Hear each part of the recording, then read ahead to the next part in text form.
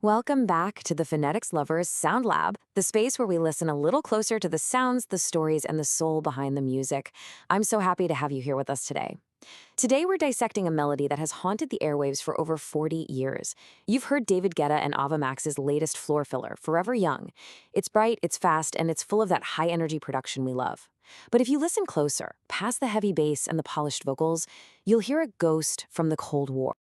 All right, so let's really break this down. On one hand, you've got the 2024 hit. It's this huge EDM track, right? Made for pure celebration. And on the other hand, you've got The Ghost, the 1984 original by this German synth-pop band, Alphaville. The vibe, the sound, it's just worlds apart. But that core melody, it's exactly the same. So how on earth does a song change that much in 40 years? Well, to figure that out, we have to go right back to the beginning. You see, the story of this song doesn't start in some flashy nightclub. No, it starts in a world that was absolutely gripped by fear. It's kind of wild to think about, but this is a party anthem that was born from some really deep, really heavy anxiety.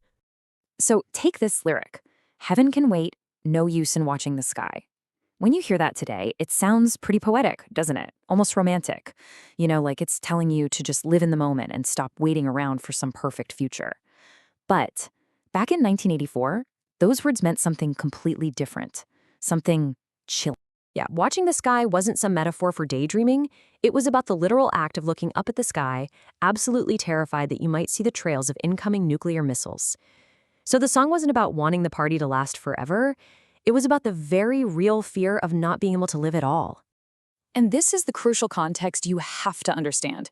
1984 was really the peak of Cold War tension. That threat of nuclear war, it felt so real, so immediate to people.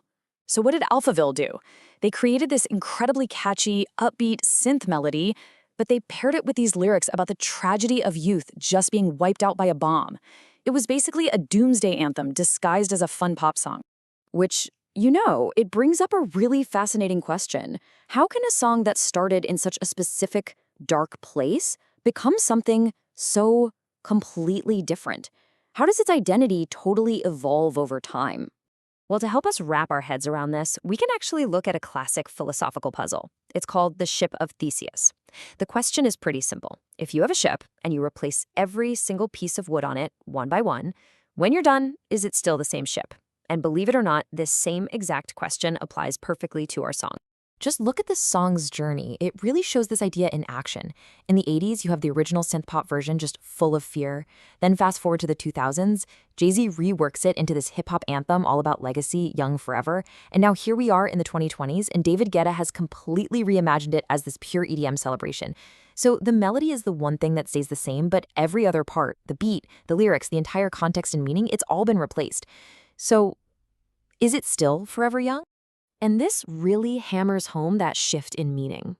The original song's core was all about tragedy, the absolute horror of youth being cut way too short. But the modern version? Its core is pure celebration. It's about the joy of a moment on the dance floor that feels like it could last forever. The entire emotional DNA of the song has been completely rewritten. Okay, so moving beyond the history and the philosophy, the song's lyrics themselves actually give us a great chance to look at some of the little details of natural spoken English.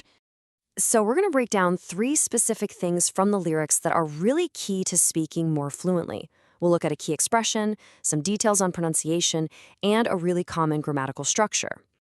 All right, first up is the expression, "no use in watching the sky."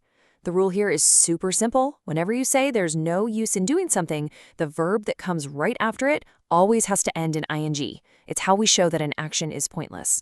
So, for example, you could say, there's no use in worrying about things you can't control. Second, let's talk about pronunciation. The song asks, do you really want to live forever? Well, in natural everyday speech, want to almost always gets smushed together to become wanna. We call that a reduction. We also link sounds together. Take the phrase, dance one more time. A native speaker doesn't say, dance one more time. The final S sound in dance links right into the O of one, making it a smooth connection, like this. Dance one more time. And third, a quick grammar point. Notice the structure the song uses to ask about goals or desires. It's want plus to plus verb, right? Do you want to live forever? This is different from when you're asking for an object.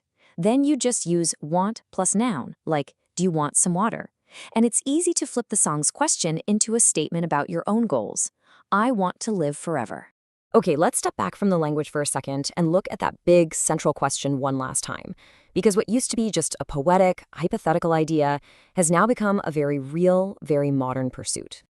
And the contrast here is just, wow.